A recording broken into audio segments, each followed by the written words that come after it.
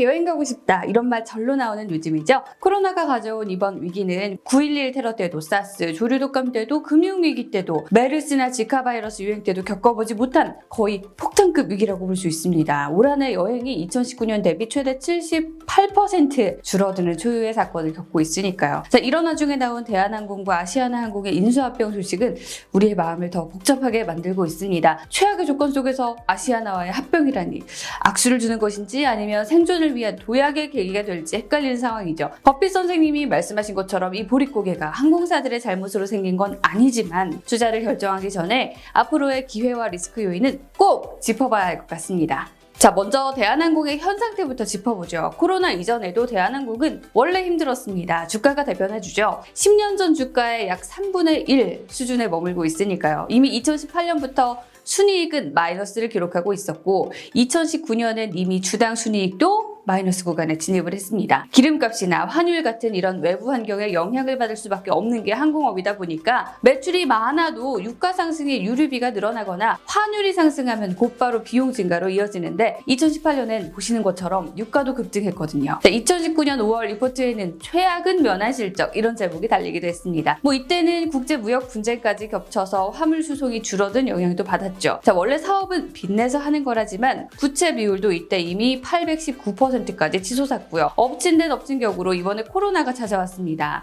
자, 회사 매출의 50에서 60%를 가져다 주던 국제선 여객 수익이 거의 사라지다시피 하면서 돈줄이 막혔죠. 기간산업이라 항공산업을 무시할 수 없었던 정부로부터 1조 2천억 원 지원을 받았고요. 정부는 대신 내년까지 2조 자본 확충을 요구했습니다. 결국 기내식 사업부를 9,906억에 한행컴퍼니라는 곳에 매각을 하고 제주도 사택은 290억에 팔고 종로 송현동 부지도 팔고 미국 하와이에 있는 와이키키 리조트도 매각 절차를 밟고 있습니다. 구조 조정도 하고 있어요. 한지는 렌터카 사업을 접었죠. 칼 리무진도 매각 협상 중이고요. LA에서 적자만 내고 있는 이 월셔 그랜드센터까지 그냥 모든 자산을 판매대 위에 올려놓은 상황입니다. 자, 대한항공 하면 갑질 기업을 떠올리시는 분들도 꽤 계실 텐데요. 2014년 일어난 땅콩 회항 사건에 여동생인 조현민 전무의 갑질 사건 그리고 어머니인 이명희 고문의 갑질 사건까지 알려지면서 기업 이미지도 많이 추락한 상태입니다. 땅콩 회항 사건이 한창이던 2015년에는 한 해 내내 주가가 하락하기도 했죠. 결국 사회적 무리를 빚었다는 이유로 2019년 조야구 회장은 대한항공 대표이사로 취임한 지 20년 만에 물러나는 수모를 겪기도 했어요. 조양호 회장이 세상을 떠나고 나서 최근에 경영권 분쟁까지 있었죠. 조연아를 필두로 한 삼자연합과 조원태 회장을 필두로 한 경영권 대결인데요. 쉽게 조현아, 반도그룹, 사모펀드 KCGI 그리고 조원태 회장의 지분 대결이었죠. 삼자연합과 조원태 회장의 지분 대결에 반도연합은 하루에 1,000억씩 주식을 사기도 했거든요. 결국 삼자연합 지분이 45.23%로 조 회장 지분의 41.78%를 이겼죠. 그러다 반도그룹이 공시위반을 이유로 의결권 행사에 제약을 받으면서 조원태 회장의 지주사 이사회를 5호 세력으로 구성한 상황이었고요. 복잡하죠? 주주총회 결과에 따라서 조직의 리더가 또다시 바뀔지도 모르는 그런 리더 리스크, 오너 리스크를 안고 있기도 합니다. 이렇게 내 몸 하나 챙기기도 빠듯한 대한항공이 이런 상황에서 아시아나항공 인수를 결정한 배경이 궁금해지는데요. 아시다시피 아시아나항공은 금호그룹의 계열사인데 그룹 자체가 경영 부실에 시달리면서 박삼구 회장은 울며 겨자 먹기로 아시아나항공을 매각하기로 합니다. 이때 아시아나에 관심을 보인 게 현대산업개발이었는데요. 정몽규 회장이 2조 넘게 주고 아시아나 사서 모빌리티로 도약하겠다며 공언을 하셨는데 막상 사려고 계산기를 두드려 보니까 현금 쌓아서 안정적으로 운영해온 HDC 입장에선 아시아나가 완전 결이 다른 회사라는 걸 발견하게 됩니다. 자, 아시아나항공이 한 분기에 기록한 손실이요. 6,833억. HDC의 2019년 기준 연매출보다 많았던 거죠. 부채 비율은 1000% 단위까지 치솟아 있었고요. 안정적 경영을 해오던 HDC 입장에선 이런 리스크를 감내하기가 쉽지 않았을 겁니다. 결국 이 딜은 무산되게 됩니다. 자, 이번에 사퇴한 김현미 전 국토부 장관님이 정 회장님 불러서 HDC 꼭 인수해달라고 부탁까지 하셨다는데 어찌 보면 HDC는 에너지만 낭비한 셈이죠. 인수가 무산되면서 아시아나항공은 바로 산업은행과 채권단 관리 체제로 들어오게 됩니다. 졸지에 부실기업 전담 처리반이 된 산업은행 입장에선 정부 눈치도 봐야 하고 그렇다고 계속 혈세를 투입할 수도 없다 보니 고심이 컸는데요.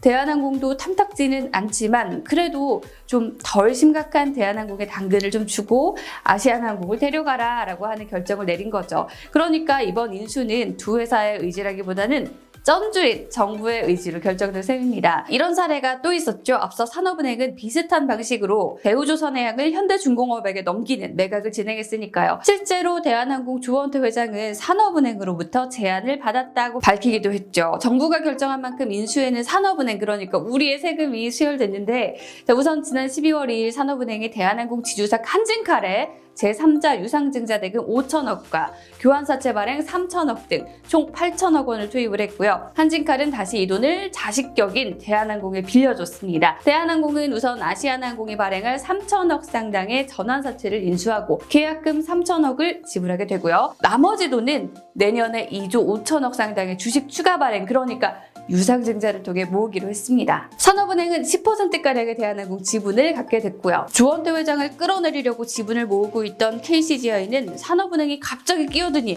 마른 하늘의 날벼락 심정이겠죠.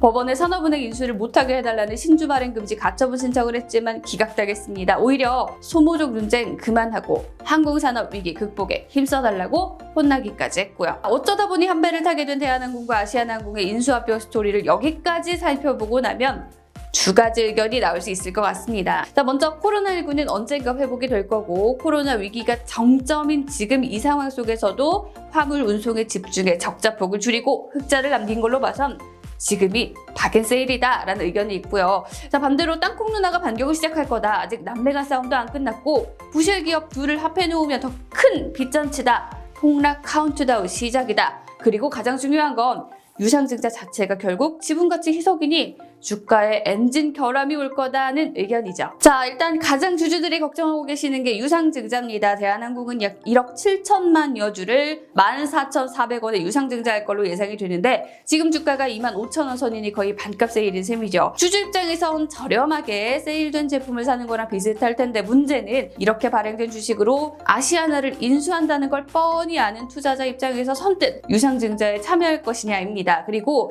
유상증자 자체가 지분가치를 희석하는 효과를 낳기 때문에 주주에겐 불리하다는 의견이 있죠. 유상증자가 반드시 주가를 끌어내리리라는 보장도 없긴 합니다. 대한항공의 경우에는 일단 정부 자금이 들어오다 보니 불확실성이 적다는 게 긍정적인 포인트고요. 또 2017년과 올해 유상증자 후에도 가격이 금방 회복됐다는 점에서 이미 정답을 보고 시험을 보는 거다라는 의견도 있죠. 두산중공업의 사례도 좀 참고가 될 것 같은데요. 두산중공업은 석탄 화력 발전에 대한 수요가 줄고 우리 정부의 탈원전 정책, 환경 이슈 등 메인 산업의 리스크에 시달리게 됐죠. 두산건설을 자회사로 편입하고 두산밥켓을 인수하면서 차입금이 늘어나서 재무에 부담이 됐고요. 결국 2020년 4월 국책은행에 3조 6천억 원의 긴급 지원을 받고 여러 사업체나 건물을 매각하고 현금을 확보하고 유상증자까지 했습니다. 자, 1조 3천억 규모였는데요. 두산중공업의 경우도 유상증자에 대한 부담이 있었지만 유상증자까지 주식이 계속 올랐다는 점도 참고해보면 좋을 것 같습니다. 두 회사가 합병을 하게 되면 우리가 흔히 생각하는 그 규모의 경제가 이루어진다는 의견도 있는데요.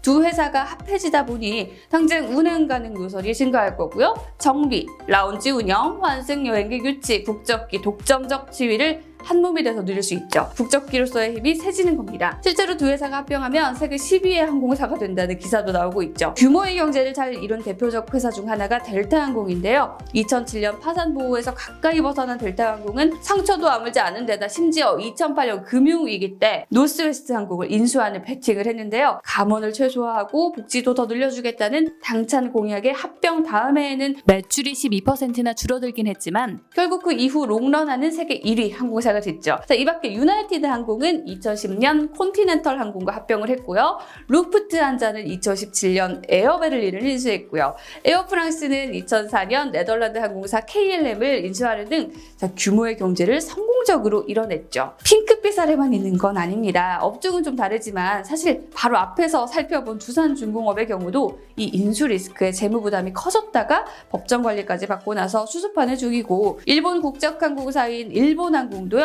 노선 강화하겠다고 타항공사를 인수했다가 오히려 경영 통합에 실패하면서 2005년 부채를 1200%까지 끌어올리고 한때 상장 폐지되는 불운까지 겪었습니다. 덩치 큰 두 회사가 그냥 합해진다고 무조건 잘 되는 건 아니란 점에서 대한항공과 아시아나항공도 무조건 규모의 경제를 외칠 수만은 없는 상황이에요. 당장 두 회사 임직원들이 반대하고 있다는 것만 봐도 알 수 있죠. 앞서서 잠깐 짚어드렸던 것처럼 환율이 대한항공의 편이 되어줄 수도 있습니다. 달러로 빚을 지다 보니 환율이 올라가면 올라갈수록 손해를 보게 되는 구조인데 지금 대부분 전문가들이 달러 약세 쪽에 손을 들고 있거든요. 특히 미국에서 내년에 바이든 당선자가 집권하면 달러를 엄청나게 풀 거라 달러 약세가 당분간 지속될 가능성이 크다 보니 대한항공의 손해가 줄어들 가능성도 큽니다.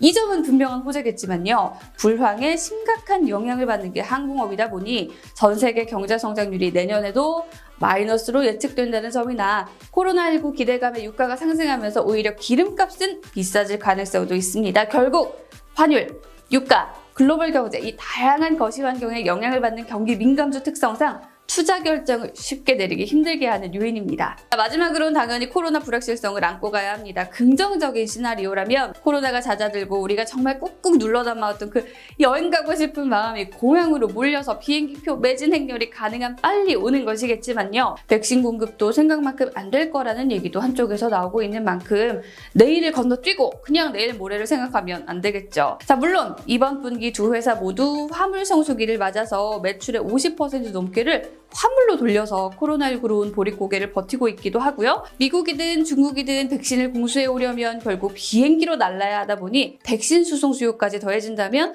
코로나가 더 길어진다고 해도 먹고 살 길이 있다 이런 쪽도 있긴 하지만요. 역시나 이것도 불확실성 투성입니다. 그러다 보니 맥킨지도 긍정적 시나리오로 보면 2021년 대부분의 여객 수요가 회복되겠지만 부정적 시나리오 상으로는 2020년 60에서 70% 줄어든 여객 수요는 2023년 혹은 그 이후까지도 위기 이전 수준으로 회복되기 힘들 거다 라면서 확실한 답을 못 주고 있네요. 항공사 주식들은 2001년 9.11 테러, 2003년 사스, 2008년 금융위기 이후 80에서 120%의 상승률을 보여왔습니다.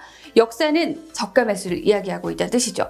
역시나 이번에도 그랬습니다. 백신 개발이 잘 되고 있다는 소식에 지난 11월 항공사 주가가 일제히 20에서 50% 급등했거든요. 2016년 중반부터 미국 항공사 4개에 관심을 보이면서 투자를 해오던 워렌 버핏 선생님은 That was my mistake, but it was 코로나가 터진 직후 1월만 해도 항공사 주식이 급락할 때 이거 오래 안 갈 거야 라면서 태연한 모습을 보이더니 3개월 만인 4월 달에 모두 팔아버렸습니다. 심지어 50억 달러 한 5조 정도 손해를 보기까지 하면서요. 이런 말도 남기셨습니다. 내가 틀렸을 수도 있고 틀렸으면 좋겠지만 항공업은 근본적으로 바뀌었다고요. 자, 주가 오르는 걸 보고 천하의 버핏 선생님도 실수를 하시네? 이런 말도 들리고 항공사 파산 때문에 돈을 한번 날린 경험이 있다 보니 겁을 먹으셨다 뭐 이런 이야기도 들려요. 그도 그럴 것이 버핏 선생님이 1989년에 US 에어웨이즈 주식을 매입하셨는데 투자 이듬해인 1990년부터 1994년까지 이 회사가 총 24억 달러의 손실을 입는 바람에 배당도 못 받고 엄청난 손실만 봤거든요. 버핏은 2007년 투자 서한에서 투자자들은 무익한 곳에 투자금을 쏟아부었다고 항공주에 투자한 걸 후회하는 멘트를 날리기도 했던 흑역사가 있습니다. 그런데 조금만 다시 생각을 해보면 버핏 선생님이 왜 이런 생각을 하셨는지 알 수 있습니다. 버핏쌤의 투자 스타일을 한마디로 요약하면 펀더멘털이죠. 장기적으로 보시는 겁니다. 근데 사실 이번 급등은 펀더멘털이라기보다는 코로나 종식에 대한 기대감이었죠. 투자자들의 흥분이 식으면 조정이 올 수밖에 없습니다. 위기를 극복한 항공사들도 있지만 위기 때 파산한 항공사도 무지하게 많다는 걸 기억해야 할 것 같아요. 항공사들은 높은 운영비 때문에 날지 않으면 손해를 보는 구조거든요. 운영비를 충당하기 위해 빚을 지고 있는 기업은 기초 체력이 부족하죠. 버핏 선생님이 항공주에서 퇴장한 이유가 아닐까요? 결국 저가 매수냐 가치 주냐를 결정하기 위해선 그나마 빚이 덜 있는 회사를 고르는 게 낫지 않을까 하는 생각도 듭니다. 자, 엑센추어는요. 대유행이 진정된다 해도 항공산업은 완전히 바뀔 것이다 라고 내다봤습니다. 어떤 항공사들은 더 강해질 거고 또 다른 항공사들은 더 어려워질 거라고요. 또는 완전 망하는 항공사도 생길 거고요. 자, M&A도 살아남기 위한 방편이 될 수 있고요. 지금 같은 혼란의 시기에는 펀더멘털을 따지기는 힘들지만 부채를 얼마나 관리할 수 있느냐, 이게 또 항공주에 대한 새로운 평가 기준이 되어야 하지 않을까 싶습니다. 미국의 경우 2010년에서 2019년 사이 항공주의 수익률은 그다지 좋지 않았죠. 1년 사이 여행 수요가 증발하고 수입 급감에 한 치 앞을 내다보지 못하는 어려움을 겪게 된 항공산업이 인수합병으로 재편의 기회를 노리고 있습니다. 위기가 또 곧 기회라고도 하죠. 이 위기 속에서 해내는 노력이 어쩌면 미래에 더 빛을 발할 수 있는 기회가 되지 않을까, 그런 생각도 해보게 되는데요.